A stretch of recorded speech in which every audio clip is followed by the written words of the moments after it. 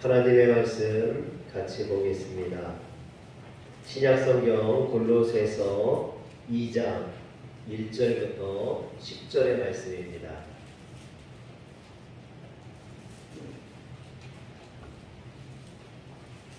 제가 갖고 있는 성경은 신약성경 325면에 나와 있습니다. 골로새서 2장 1절부터 10절의 말씀을 같이 교독하겠습니다. 내가 너희와 라오디게아에 있는 자들과 물은 내 육신의 얼굴을 보지 못한 자들을 위하여 얼마나 힘쓰는지를 너희가 알기를 원하노니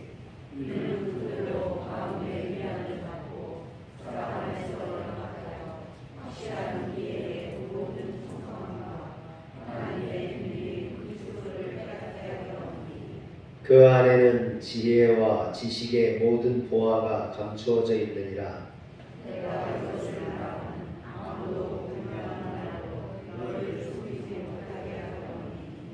이는 내가 육신으로는 떠나 있으나 심령으로는 너희와 함께 있어 너희가 질서 있게 행함과 그리스도를 믿는 너희 믿음이 굳건한 것을 기쁘게 봄이라.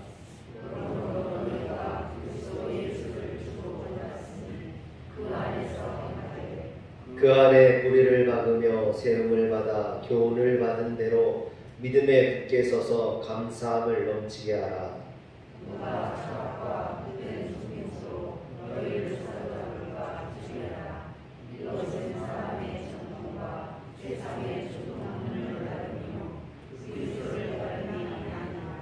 그 안에는 신성의 모든 충만이 육체로 거하시고 너희도 그 안에서 충만하였으니 그는 모든 중자와 그리스도의 원이시라. 아멘. 할렐루야. 지난주 에스더 4장 4절에서 17절 말씀을 가지고 어른이 없는 시대에 진정한 어른이라는 말씀으로 함께 은혜를 나눴었습니다. 그런데 주중에 최병호 장로님께서 이 말씀을 가지고 시를 한 편 써서 저에게 보내주셨습니다. 그런데 제가 이 시를 보면서 참 큰 은혜를 받았어요. 그래서 이 시를 우리 성도님들과 함께 나눴으면 좋겠다고 장로님에게 말씀을 드리고 그래서 우리 성도님들과 함께 나누고자 합니다. 때로는 1시간 설교보다 한 편의 시가 우리에게 더 큰 은혜를 주거든요. 한번 같이 장로님이 쓰신 시입니다. 한번 보겠습니다. 원운동에 튀어나가려는 원심력과 이를 당기어 중심을 잡아주는 구심력이 존재하듯 자녀에게도 튀어나가려는 역동성을 당기어 중심을 잡아주는 구심력이 꼭 필요한 것 같습니다. 귀엽거나 밉다고 바로 잡아주지 않으면 크기는 같으나 방향이 반대여서 속도가 빠를수록 점점 위험해지겠지요. 진정으로 자녀에게 충고하거나 책망할 마음 생기면 구심점에 사랑의 닻을 내리고 등을 두드려줘야 본이 있는 어른이 될 것 같습니다. 성전을 나서며 할렐루야. 참다운 어른이 없어서 사사기 시대처럼 어둡고 죄악된 이 시대에 오늘 우리가 예수님의 사랑을 가지고 바른 길을 몸소 보여줄 수 있는, 그래서 여러분들이 참다운 이 시대의 어른이 되시길 주의 이름으로 축원합니다. 세계적인 과학자 알버트 아인슈타인의 절친이자 동료 과학자였던 맥스 본이 이제 임종을 얼마 안 남겨뒀을 때 한 기자가 찾아와서 그 사람을 인터뷰했습니다. 그리고 마지막 질문이 뭐였냐면 우리 시대가 필요로 하는 진정한 과학자는 어떤 사람이라고 생각하십니까? 그렇게 질문을 했습니다. 그러면서 이 기자는 아마 맥스 본이 아인슈타인과 같은 지식을 가진 사람이 이 시대에 필요한 진정한 과학자가 아니겠느냐 이렇게 말할 거라고 생각을 했습니다. 그런데 맥스보는 뭐라고 말을 했냐면 이 시대에 필요한 과학자는 지식은 좀 모자라도 지혜가 있는 사람입니다 라고 말했습니다. 이 말은 지식보다 지혜가 낫다는 말이 아니라 그 지식을 삶에 실천할 수 있는 지혜를 강조한 말입니다. 즉 요즘같이 지식이 넘쳐나는 시대에 진정한 과학자는 가진 지식을 삶에서 활용할 수 있는 그런 지혜를 가진 사람이라는 것이죠. 사랑하는 성도 여러분, 오늘 우리에게도 이처럼 삶에서 지식을 활용할 수 있는 지혜가 있기를 주의 이름으로 축원합니다. 그런데 오늘 말씀 3절에도 보면 사도 바울이 지혜와 지식을 말을 합니다. 그 안에는 지혜와 지식의 모든 교화가 감추어져 있느니라. 여기서 지식은 헬라어로 그노시스라고 하는데 관찰의 결과로 얻어지는 정보를 의미합니다. 그에 반해서 지혜라는 것은 헬라어로 소피아라고 하는데 지식을 삶에 적용할 수 있는 그 능력을 말합니다. 그래서 이것을 우리 신앙에 적용해 보면요, 지식이 하나님과 예수 그리스도와 말씀에 대한 이해라면 지혜는 이러한 지식을 삶에 적용시킬 수 있는 능력을 의미합니다. 바울 사도가 이 두 단어를 언급한 데는 특별한 이유가 있습니다. 당시 골로새 교회에는 영지주의라는 이단 사상이 들어와서 성도들을 미혹하고 교회를 혼란스럽게 했습니다. 영지주의자들은요, 자신들만이 특별한 어떤 영적인 신령한 지식이 있다라고 자랑을 했습니다. 그리고 구원받기 위해서는 자신들처럼 이러한 특별한 영적인 지식이 있어야만 된다라고 말을 했죠. 여러분, 저는 이 영지주의를 볼 때마다요, 신천지가 생각납니다. 신천지가 신천지 다니는 성도들에게 교리 시험이라는 걸 봐요. 이 교리 시험을 보기 위해 성도들이 또 비싼 시험료를 내요. 시험료가 어마어마하게 비쌉니다. 그런 시험료를 내고 시험을 봐요. 그리고 그 시험에 떨어지면 또다시 돈을 내고 교리를 또 배워야 돼요. 그러니까 기를 쓰고 합격을 하려고 하겠죠. 근데 돈보다 더 중요한 건 뭐냐면 이 교리 시험에 합격하는 14만 4천 명만이 구원을 받는다라고 이야기를 해요. 그러다 보니까 구원받기 위해서는 진짜 목숨 걸고 해야 되는 거죠. 교리 시험에 목숨 걸고 해야 되는 겁니다. 그래서 이 신천지 사람들은 이 시험에 합격하려고 그렇게 목숨을 겁니다. 그런데 여러분, 성경을 보세요. 성경의 어느 곳에 특별한 지혜가 있어야 구원받는다라는 말이 있는가? 아니면 어떤 교리 시험을 합격해야 구원받는다라는 말이 있는지 성경을 한번 찾아보시길 바랍니다. 그리고 그런 교리가 있다면, 그런 말씀을 예수님이 하신 말씀이 있다면 가져와 보세요. 제가 1000만 원이라도 드릴게요. 여러분, 성경에는 그런 말이 없어요. 그럼 성경에는 뭐라고 하느냐? 여러분들이 잘 아는 요한복음 3장 16절 뭐라고 되어 있습니까? 다 같이 한번 읽어볼까요? 시작.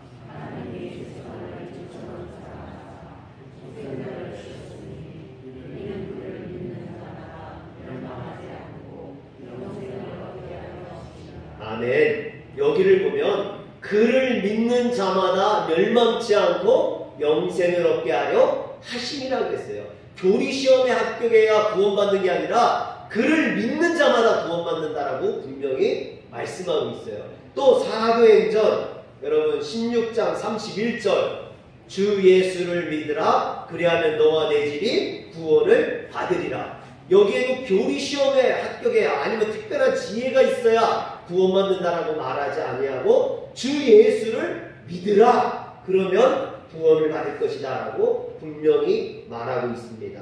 그런데 왜 하나님의 말씀이 아닌 잘못된 이단의 말에 성도들이 속는지 모르겠습니다. 여러분, 어디에서 특별한 어떤 지식을 구할 것이 아니라 하나님의 말씀을 들으시길 바랍니다. 물론 지식이 필요 없다는 말은 아닙니다. 또 지식의 중요성을 부정하는 것도 아닙니다. 다만 그 지식이 우리의 신앙에 적용될 수 있는 지혜가 되는 것이지 그 지식 자체가 구원하는 것은 아니라는 말이죠. 그렇다면 이 시대에 우리가 참으로 구해야 되는 참된 지식과 지혜는 어떤 것일까요? 결론부터 말하자 보면 그리스도 예수를 아는 지식, 그것을 삶에 실현할 수 있는 지혜를 말합니다. 여러분, 그러므로 우리는 본문 말씀을 통해서 그리스도 예수를 아는 지식과 그것을 삶에 실천하는 지혜를 배울 수 있기를 주의 이름으로 축원합니다. 그렇다면 어떤 지혜와 지식이냐? 첫 번째로 사랑이 바탕이 된 지혜와 지식입니다. 한번 따라합시다. 사랑이 바탕이 된 지혜와 지식. 바울은 골로새 교회를 직접 방문한 적이 한 번도 없습니다. 이 골로새 교회는 바울이 개척한 교회가 아니라 바울의 제자였던 에바브라가 개척한 교회입니다. 비록 바울은 그곳에 가보지 않았고 그들의 얼굴을 보지 못했지만 주 안에서 한 형제된 골로새 교회 성도들에게 애정을 담아서 그들에게 인사하면서 그리스도 안에서 감추어져 있는 지혜와 지식에 대해 이야기합니다. 그런데 바울이 말하고 있는 이 지혜와 지식은 철저하게 예수 그리스도 중심이에요. 지금 바울이 말하고 있는 이 지혜와 지식이 다른 게 아니라는 거예요. 예수 그리스도에 초점이 맞추어져 있는 것을 보게 됩니다. 바울은 그리스도를 가리켜서 하나님의 비밀이라고 말합니다. 즉 구원의 비밀은 다른 게 아니에요. 예수 그리스도인 거죠. 그런데 그리스도를 깨닫기 위해서 먼저 사랑 안에서 연합해야 된다라고 바울이 이야기합니다. 2절에 보니까 이는 그들로 마음의 위안을 받고 사랑 안에서 연합하여 확실한 이해의 모든 풍성함과 하나님의 비밀인 그리스도를 깨닫게 하려 함이라 그랬습니다. 여기 보면 사랑의 안에서 연합해야 된다라는 거예요. 지혜와 지식 전에 사랑과 연합이 먼저 있어야 이 지혜와 지식이 참으로 도움이 된다라는 것이죠. 이처럼 바울이 그리스도를 깨닫는 것에 앞서 사랑의 연합을 먼저 강조하는 것은 우리 주님이 사랑의 주님이기 때문에 그렇습니다. 그리고 복음은 사랑의 메시지이기 때문에 그렇죠. 그렇기 때문에 사랑이 무엇인지 알지 못한다면 복음의 주인이신 그리스도를 알 수가 없는 거예요. 여러분, 사랑을 모르는데 어떻게 그 사랑의 주님을 알 수가 있겠습니까? 알기 쉽게 여러분 전도를 예를 들어보면 전도라는 것은요 하나님의 사랑을 전하는 거예요. 다른 게 아니에요. 하나님의 사랑을 전하는 것인데 사랑하지 않는데 어떻게 전할 수가 있겠습니까? 사랑하지 않는데 그 전도의 메시지가 어떻게 참될 수가 있겠습니까? 거짓말일 뿐이죠. 그런 사랑이 바탕이 된 지식, 그런 지식이 어떤 것이냐? 제가 예를 하나 들어볼게요. 미국의 어느 도시에 요한복음 3장 16절이라는 별명을 가진 한 부인이 있었습니다. 그는 어려운 사람들을 도와주고 사랑을 베푸는 것을 좋아하는 그런 부인이었어요. 근데 그 도시의 고아원에 있던 한 아이가 이제 돈을 벌고 싶어서 고아원을 뛰쳐나와서 신문을 팔았습니다. 신문을 팔았는데 겨울이 되고 날씨가 추워지니까 사람들이 추워서 신문을 사지 않는 거예요. 몇 날 며칠을 팔지 못하다 보니까 이 소년이 굶고 배고프고 춥고 어렵게 된 거죠. 그래서 급기야는 이제 막 얼어 죽을 것 같고 그러니까 지나가는 사람한테 도움을 구했습니다. 저 좀 도와주세요. 그랬더니 그 사람이 한 집을 가리키면서 저 집에 가면 요한복음 3장 16절 부인이 계시는데 그 집에 가서 그 부인에게 요한복음 3장 16절이요 그러면 너를 도와줄 거야 알려준 거예요. 그래서 이 소녀는 그게 뭔지도 모르고 그 집에 가가지고 문을 두드리는 겁니다. 그리고 안에서 누구냐고 묻는 그 물음에 요한복음 3장 16절이요 그렇게 말한 거예요. 그랬더니 그 집안에서 한 부인이 나와서 묻지도 않고 이 소년을 집안으로 데리고 들어가서 따뜻한 난로 옆에 쉬게 해주고, 그리고 조금 있으니까 맛있는 음식을 갖다 주고, 음식을 다 먹고 나니까 이 소년을 목욕탕으로 데리고 가서 따뜻한 물을 받아서 씻게 해주고, 그리고는 따뜻한 침대에 좋은 이불을 펴서 이 소년을 자게 해주는 거예요. 이 소년이 깜짝 놀란 겁니다. 도대체 요한복음 3장 16절이 뭐길래 그 요한복음 3장 16절이 뭐기에 낯선 사람에게 문을 열어주고 추운 사람을 따뜻한 곳에서 쉬게 하며 배고픈 사람에게 음식을 주고 지저분한 사람을 깨끗하게 씻을 수 있게 해주고 피곤한 사람에게 평안한 안식을 주는 걸까? 요한복음 3장 16절이 막 궁금해진 거예요. 그래서 그 다음날 아침에 이 소년이 부인에게 물었습니다. 대체 요한복음 3장 16절이 무엇이기에 닫힌 문을 열어주고 추운 사람을 따뜻하게 해주며 배고픈 사람을 배부르게 하고 피곤한 사람에게 안식을 주는 겁니까? 그렇게 묻자 부인이 요한복음 3장 16절은 죄를 범한 사람들의 죄를 용서해주고 하나님 안에서 영원히 살 수 있도록 해주는 생명의 말씀이라고 가르쳐줬어요. 그러면서 요한복음 3장 16절을 읽어줬습니다. 하나님이 세상을 이처럼 사랑하사 독생자를 주셨으니 이는 그를 믿는 자마다 멸망치 않고 영생을 얻게 하려 하심이라. 여러분, 이미 부인으로부터 따뜻한 사랑을 경험했던 이 소년은요, 하나님이 이 세상을 사랑해서 독생자를 주셨다는 말씀이 전혀 낯설지가 않았어요. 그래서 그 소년은 그 자리에서 예수님을 영접하게 됐다고 합니다. 여러분, 이처럼 사랑이 뒷받침이 되는 지식, 말씀, 그것은 힘이 있는 거예요. 사람을 바꿀 수가 있습니다. 그러나 사랑이 뒷받침이 되지 아니한 말씀은요, 능력이 없어요. 사람을 바꿀 수가 없습니다. 어느 교도소에 아는 것이 힘이고 배워야 산다는 신념을 가진 간수가 있었습니다. 그는 사람들이 죄를 짓는 것이요 지식이 없어서 그렇다라고 생각을 했어요. 그래서 틈이 날 때마다 이 죄수들에게 배우라고 강요를 했습니다. 그런데 어느 날 밖에서 사기를 쳐가지고 사기범이 젊은 청년이 사기를 쳐가지고 죄를 지어서 감옥에 들어오게 되었습니다. 이 간수가 보니까 이 젊은 청년이요 글을 모르는 거예요. 그래서 이 간수가 생각했어. 이 청년이 글을 모르기 때문에 죄를 짓고 이렇게 범죄를 했구나. 내가 글을 가르쳐줘야겠다. 그래서 이 청년을 종용해가지고 글을 배우게. 그래서 열심히 글을 가르치고 한 겁니다. 그리고 이제 그 기한이 지나서 이 청년이 감옥에서 나오게 됐어요. 그때 이 간수가 참 기뻐했습니다. 이제 젊은이가 배운 글을 가지고 사회에 나가서 잘 살 거야.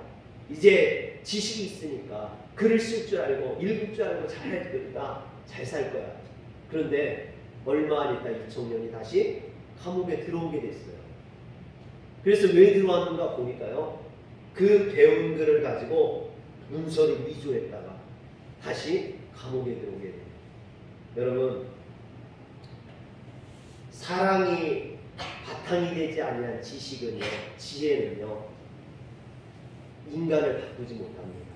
그러나 사랑이 밑바탕이 된 지식은요, 사람을 바꿀 수 있습니다.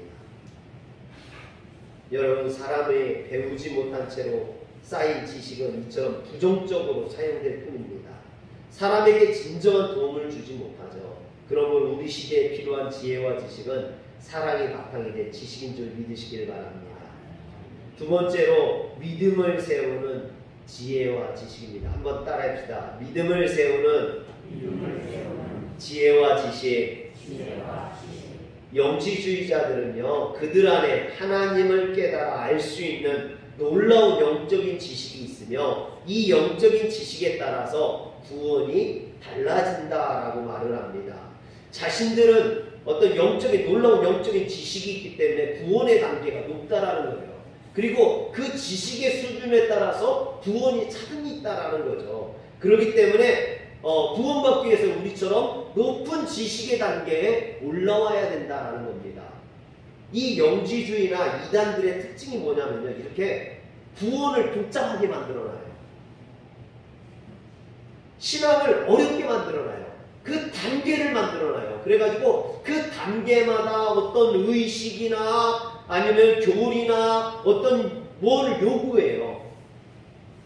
여러분, 신앙의 단계라는 게 눈에 보이는 게 아니에요. 신앙의 단계라는 게 사람들이 평가할 수 있는 게 아니에요. 그런데 이단들은요, 그것을 단계를 만들어 놓고 그 단계마다 어떤 것을 요구해요. 그것을 넘어서야, 그것을 해내야 그 다음 단계 신앙이 올라가는 것처럼 그렇게 이야기한다는 거죠. 그러나 여러분, 아까도 말했지만 예수님께서 예수를 믿으면, 주 예수를 믿으라 그러면 너와 너희 집이 구원을 받으리라 그랬는데 거기 무슨 단계가 필요합니까? 주 예수를 믿으면 되는데 다른 어떤 단계가 필요합니까? 그런데 이단들은 유독 그런 단계를 이야기하고 있다는 거죠. 그런데 사람들이 이상하게 그런 말에 쉽게 넘어가요. 잘 넘어가요. 예수를 믿으면 구원받는다는 게 너무 쉬워서 그런지 그것을 포기하고 이단들이 말하고 있는 이상한 단계들, 그것을 행해서 그것을 쌓아서 구원받으려고 한다는 거죠. 내 노력과 어떤 인위적인 어떤 행위를 통해서 구원받으려고 한다는 겁니다. 아니에요. 인간의 행위는 율법일 뿐이지 그것을 구원받을 수 없다라는 겁니다. 참된 신앙은 단순해요. 주 예수를 믿으면 되는 거야. 여러분, 다른 게 없어요. 신앙은 단순한 겁니다. 예수를 믿으면 구원받는 것이지 여기에 무슨 단계가 필요치 않습니다. 그래서 복음은 글을 모르는 사람이나 나이 많은 사람이나 어린 아이라도 이해할 수 있어요. 복음은 절대로 복잡하지 않습니다. 아주 단순하죠. 예수만 믿으면 되니까. 그래서 바울 사도는 4절에 뭐라 하냐면, 내가 이것을 말하면 아무도 교묘한 말로 너희를 속이지 못하게 하려 함이니. 여러분, 교묘한 말에 속지 마세요. 이단들의 이상한 말에 넘어가지 마시길 바랍니다. 이처럼 영지주의자들이 성도들을 미혹할 때, 그런데요, 골로새 교인들 중에 그것에 넘어가지 않은 사람들이 있었다는 거예요. 흔들리지 아니하고 신앙의 뿌리를 견고하게 세우고 있던 사람들이 있었다라는 겁니다. 그래서 5절에 보니까, 이는 내가 육신으로는 떠나 있으나 심령으로는 너희와 함께 있어 너희가 질서 있게 행함과 그리스도를 믿는 너희 믿음이 굳건한 것을 기쁘게 봄이라. 할렐루야. 여러분, 사람들이 막 우왕좌왕하고 흔들릴 때 중심을 잡고 흔들리지 않는 성도들, 그런 성도들은 칭찬을 받는다라는 거예요. 하나님이 그런 성도들을 칭찬하신다라는 겁니다. 오늘 바울도 골로새 교회의 많은 사람들이 영지주의에 흔들리고 있을 때 흔들리지 아니하고 믿음을 잡고 있던 성도들을 칭찬했습니다. 또 7절에 보니까, 그 안에 뿌리를 받으며 세움을 받아 교훈을 받은 대로 믿음에 굳게 서서 감사함을 넘치게 하라 했습니다. 이처럼 신앙은 믿음에 굳게 서는 것이 중요합니다. 그러므로 신앙적 지식이 자신뿐만 아니라 이웃을 세우는데 도움이 된다면 그건 참 지식이라는 거예요. 참 신앙이라는 거죠.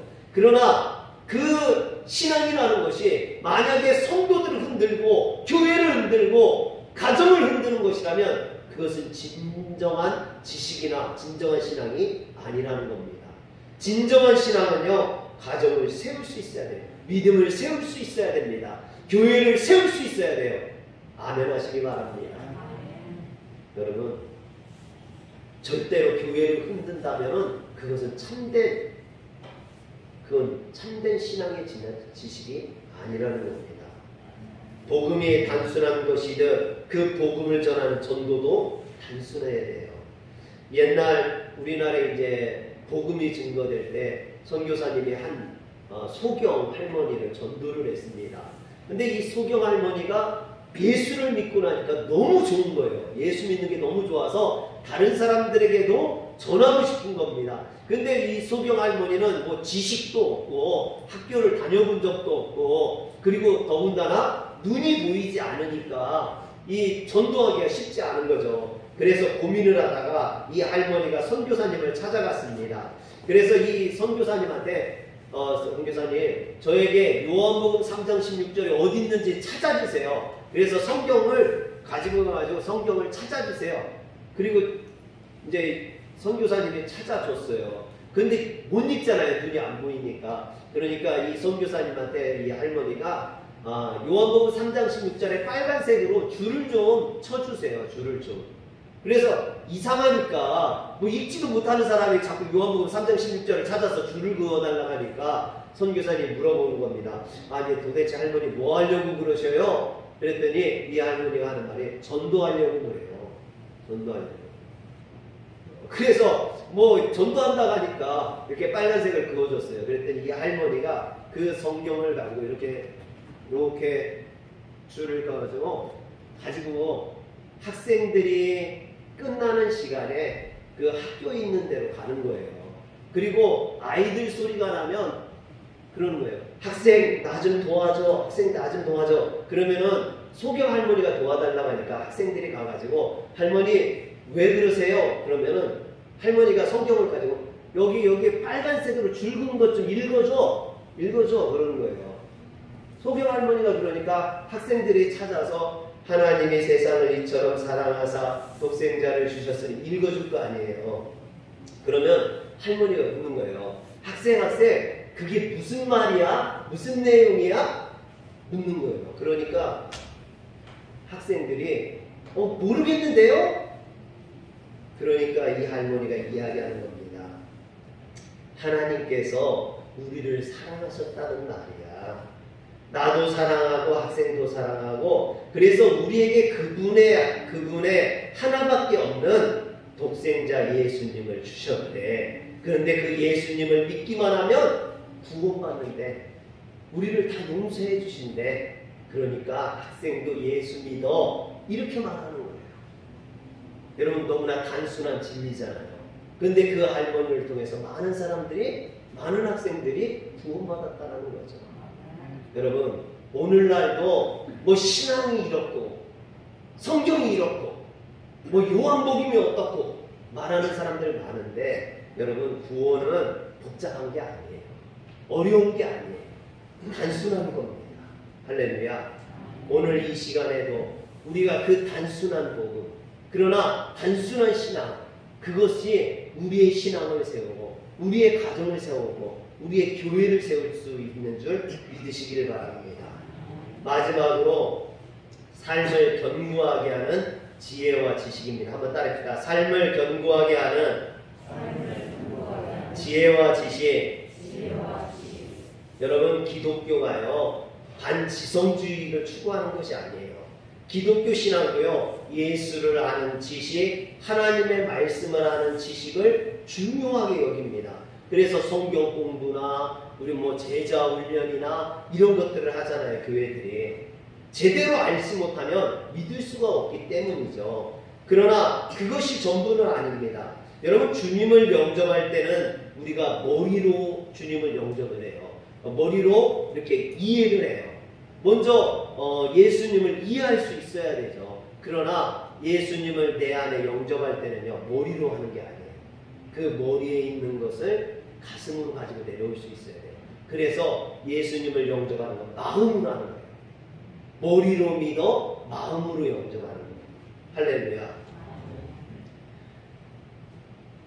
또한 그리스도를 주로 모신 사람들은요 그것을 머리로 믿고 마음으로 영접해서 우리의 온몸으로 삶으로 그것을 실천하는 것이 바로 신앙이에요.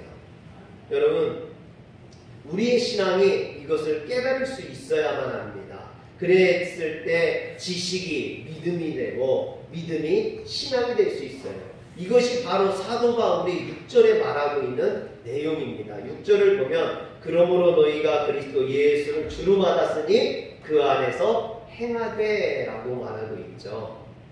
성도는 이처럼 예수님을 손님이 아니라 주인으로 받아들일 수 있어요. 주인으로 받아들일 수 있어야 돼요. 여러분, 양이 목자의 음성을 듣듯이 그래서 우리는 주님의 음성을 들을 수 있어야 되는 겁니다. 이처럼 예수 그리스도를 주인으로 모신 사람들은요, 다 그분의 다스림을 받게 됩니다. 그래서 7절에 보면 그 안에 뿌리를 박으며 세움을 받아 교훈을 받은 대로 믿음에 굳게 서서 감사함을 넘치게 하라 그랬습니다. 그 안에 뿌리를 박으며 세움을 받아 그러죠. 여러분, 저는 이 말씀에서 시편 1편이 생각이 났거든요. 의인은 악인의 꾀를 쫓지 아니하며 악인의 길에 서지 아니하고. 여러분, 시냇가에 심은 나무처럼 뿌리를 내리며 많은 열매를 맺고. 여러분, 시편 1편에 뿌리 깊은 나무, 그 땅속에 뿌리를 깊게 내리고 있는 나무는요, 늘 푸르고 늘 열매를 맺는다 했습니다. 가뭄에도 마르지 아니하고 시들지 아니하고 흔들리지 않는다겠죠. 오늘 우리가 이처럼 시냇가에 심겨진 나무처럼 예수에게 심겨진 나무가 되어야 될 줄 믿으시기를 바랍니다. 그래야 가뭄에도 흔들리지 않을 수가 있어요. 여러분, 신앙의 가뭄, 저는 코로나가요, 우리 신앙의 가뭄을 테스트하는 기간이라고 생각을 합니다. 이 가뭄이 마치 그 창세기에 나오는 요셉의 시기에 있었던, 애굽에 임했던 그 7년 대흉년의 기간이 바로 이 코로나 기간이 아닌가 싶어요. 그래서 이 코로나 기간에 우리의 신앙이 지금 테스트를 받고 있는 거예요. 여러분, 진짜 시냇가에 심겨진 나무처럼 예수에게 뿌리를 내린 성도들은 코로나가 아니라 다른 가뭄이 와도 끄떡없어요. 지금 버티고 있잖아요, 여러분들. 그러나 버티지 못하는 성도들도 있습니다. 방학에 들어간 성도들도 있어요. 넘어진 성도도 있어요. 교회를 떠나간 성도들도 있어요. 시편 1편에 뭐라고 합니까? 악인은 바람에 나는 겨와 같도다. 여러분, 평상시에는 좋아 보이지만 바람이 부니까 날아가 버리더라는 거예요. 뿌리를 내리지 못하는 것은 그럴 수밖에 없다라는 것이죠. 또한 예수를 주인으로 모신 자들은요, 반석 위에 세워진다처럼 든든하다라고 이야기를 합니다. 모래 위에 세워진 집은 풍랑이 일고 바람이 불며 무너진다 같죠. 그러나 반석 위에 세운 집은 흔들리지 않는다라고 이야기합니다. 여러분, 찬송가 204장을 한번 볼까요? 찬송가 204장을 보면 이것을 너무나 잘 표현을 했어요. 우리 한번 204장 1절만 한번 같이 찬양해 보겠습니다.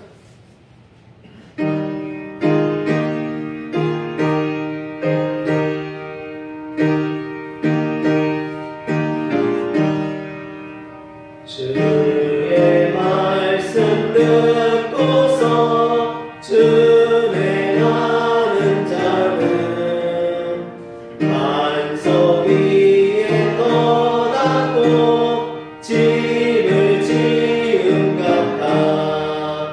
비가 오고 불나며 바람 부딪혀도 반석 위에 세운 집 무너지지 않네.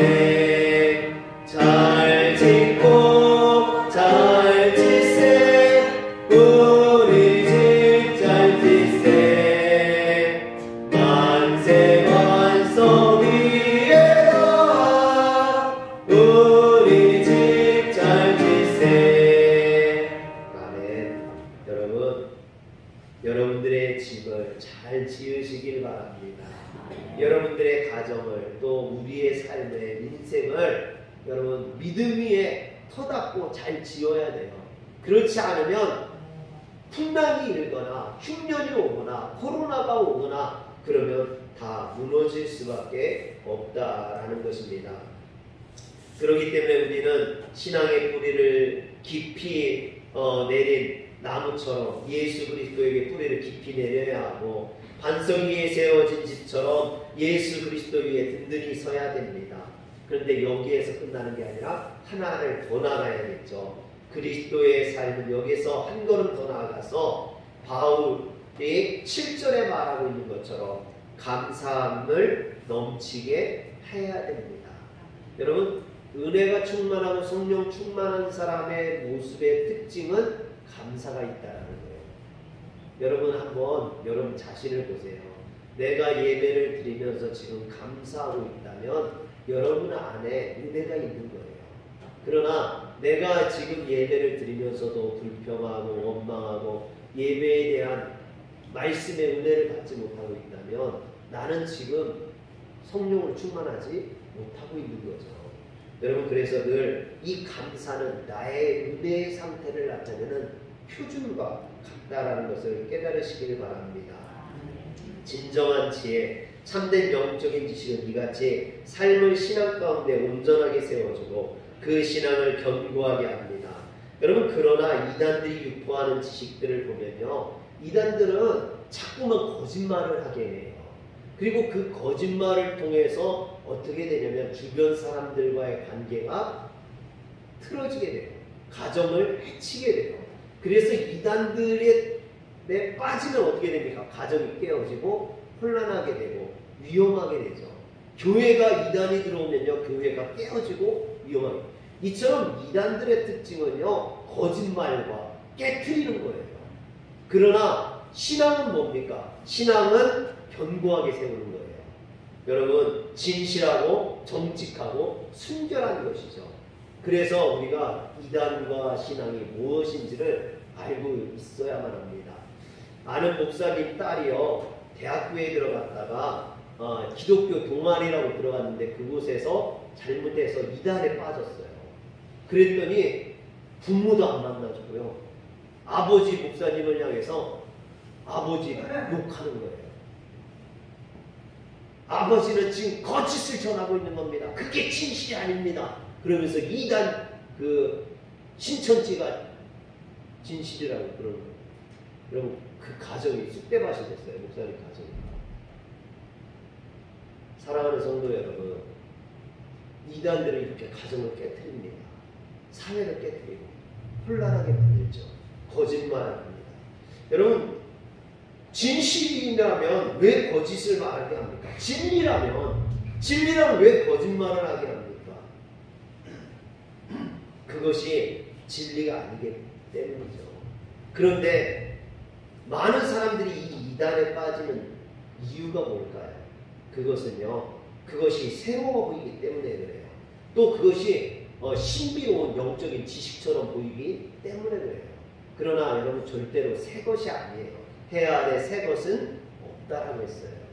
여러분, 새 것이라고 보이지만 이미 이 바울 시대 때부터 있었던 거예요. 이단들은. 여러분, 그들은 거짓을 말하고 거짓을 조장하고 이야기합니다.